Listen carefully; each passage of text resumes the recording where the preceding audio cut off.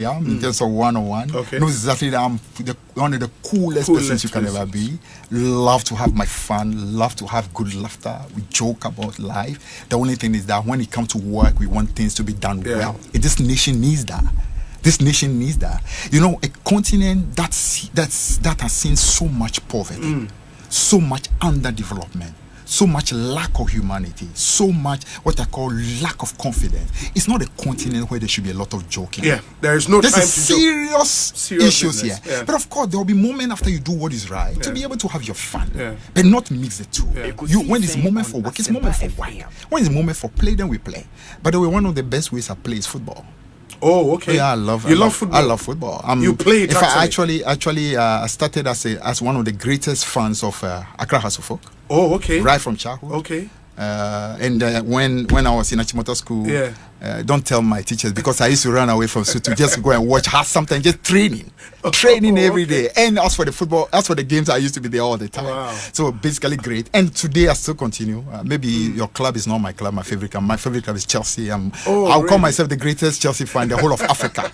So I do have moments where I have my fun, where you are with friends, then you have good laughter, you laugh. But at the same time, when moments of seriousness come, I believe that we need to wear the dawn of seriousness. And where this country is today, that dawn of seriousness must always be there. Yeah. And then there are moments where we know how to have our fun, but the two must go together. So I would say that it's not a problem at all being able to work with a team of people.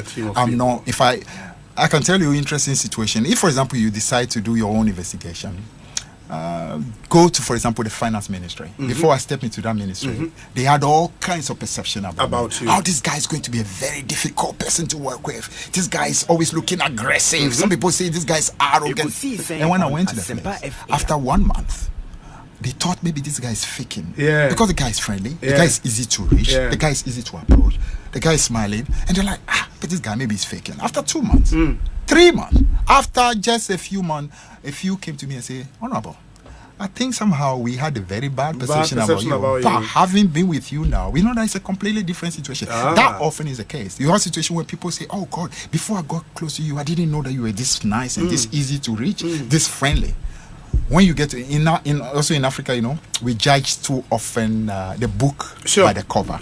We don't take our time to get to read the book in order to know. So I say that when people get a little closer, when I meet the delegate, they meet me one-on-one. Those of them who are trying to reach me, and many of them are reaching me. They see exactly how I'm reacting to them. They see exactly how easy it is to converse with me. They know that in spite of my being principled, wanting things right, I'm also very easy to talk to, very humble. I don't disrespect people. Just I want things done well. People get to know that all this spin about this guy being impossible to work with, arrogant guy, is just nothing but what you call pure spin. You see that I keep deliberately not use the word propaganda.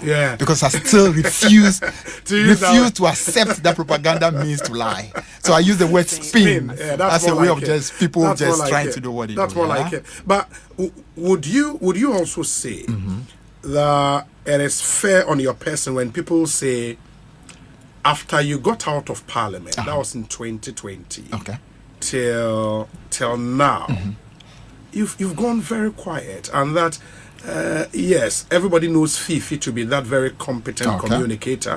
But Fifi has been quiet. I mean, this is the time the party needs strong communicators like Fifi Kwetey. But it seems since he left Parliament, we've not heard. He's trying to rebrand. I mean, this thing about leadership and all of that. We are not seeing the party person Fifi Kwetey. What would you say to that? I've heard a few of those concerns as well. But to be honest with you, those concerns didn't even start after I left Parliament. Those concerns actually started from, let's just say, around 2017. 2017. Okay. Incidentally, I turned 50 in 2017. Oh, you did? Yeah, I turned 50 in 2017. Oh, really? Yeah, I can see your surprise. I can see your surprise. I'm blessed, and I'm thankful to God. Yeah, I turned 50 in 2017. And in 2017, I penned what I call a little book. And that little book for me contained, let's just call it some of my deep thoughts. And they were thoughts relating to what it is I wish for this country. Now, as a result of some of those what I call deep thoughts, deep philosophies, people automatically say, "Oh, God, he doesn't want to do politics anymore. Now he wants to become a preacher, or you want to become a motivational speaker." Somehow in our country, when you express deep philosophy, people call it motivational speaking. I don't call it motivational speaking at all. The things I say about, the things I feel deep about this society. You understand? I feel there are things that are wrong that must be done better. There are individual values that we must get to. People call it motivational. I don't call it motivation. I call it just truth that all of us must inculcate. But it is not true at all that I actually have not been in the party. I have. The difference is this. For example, for quite even before 2020, a lot of people even forget. I hear some of my opponents claim that no, even 2020 he really didn't even do anything for the party. He was nowhere to be seen. Some of them actually lied that I went to my constituency and told them, don't even bother to work because there's no way this is winning, so they should stop working. Complete fabrication. People are saying that. Absolutely. And I'm sure the supporters of one of my contenders who are behind this, they are listening to me. Sad for you. You should be better than that. You should rise above this pettiness and this deliberate lie, because that is nothing but a lie. The truth. In 2020, ahead of the election, I was a key member of the communication committee. And that communication committee, and exactly every single thing that you saw happening at the communication level, where Sami Jemfi was virtually the spokesperson, there was a committee behind it. That committee was headed by Totobi Kwetey and Sio Gabra. We work a lot towards what you call shaping the whole policy towards the communication. A lot of people forget. I addressed 2 major press conferences of the party ahead of the 2020 election. The first major press conference I addressed had to do with the issue of, you remember when they sent armed soldiers to the eastern border? So the party decided to address a major press conference. Then I addressed that press conference. And we addressed that in the Volta region in my constituency. So I spoke to that. The final press conference of the party, which was done at the party head office, was co-addressed by myself and Sami Jemfi. In fact, I'm sure you may have seen some of that, because that is actually the press conference where the words, "I come from Nogopo in the Volta region. If President Akufo-Addo says he's a man, he should come to me, to my hometown. Let's see whether he will lie or not." I'm sure you have seen a bit of that video. That was the final press conference. So in terms of participation in key party thing, I was there at that level. That's not all. I also took a major part in the drafting of the manifesto, especially the finance and economy portion. And I work under what you call the economic committee, headed by Professor Kwesi Bochwe, together with other colleagues, was in Setekbe, Atufosin, Adongo, all of us. We worked very hard to ensure that we came up with one of the best manifestos, which manifesto was one of the main reasons we actually had a very good performance in 2020. And beyond that as well, I played a key role on the election day. When there were issues that had to do with results, I was one of the people who was at the party office. I stayed in Sami Jemfi's office, and there are witnesses who saw me. I worked throughout that night like a bull, trying hard to make sure that we manually get as many of our results as possible. Work all the way to the following day, back to back.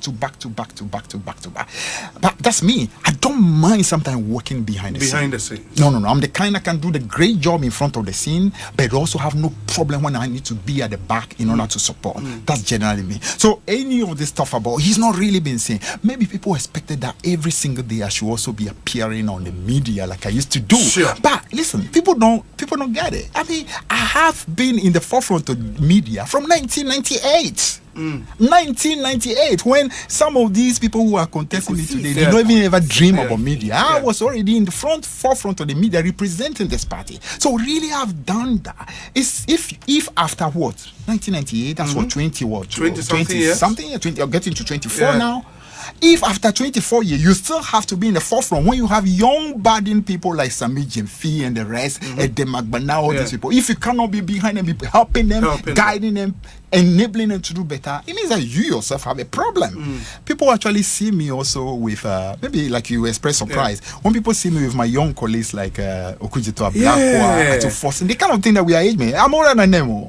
I'm their big brother. I am surprised, honestly. So sometimes it is their moment also to be day to day doing what I've been doing from 1998. I'm actually surprised. I mean, a 50-year thing. I know. Really, I'm actually 55 now. 55 now. Wow. Yeah. So anyway, so people were expecting that Fifi must continue being in the media every day, but there's really no need. I prefer. In fact, I feel so much joy when I see my younger brothers like the Sami, what's the name, Sami Okujeto Blakwa, what's the name, Sam George, Suhine, one John Jinapo, what's the name, Sami Jemfi, and the rest of many young people. I mean, Beatrice Annan, doing fantastic job. I'm constantly pushing them on because I see them doing exactly what some of us did at the time where it was more difficult to do. We were fewer to do.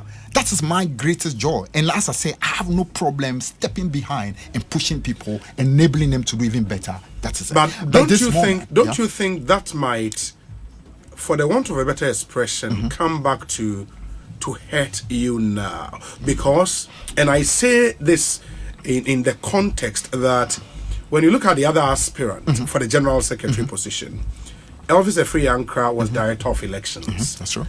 But you mean as in he's still director of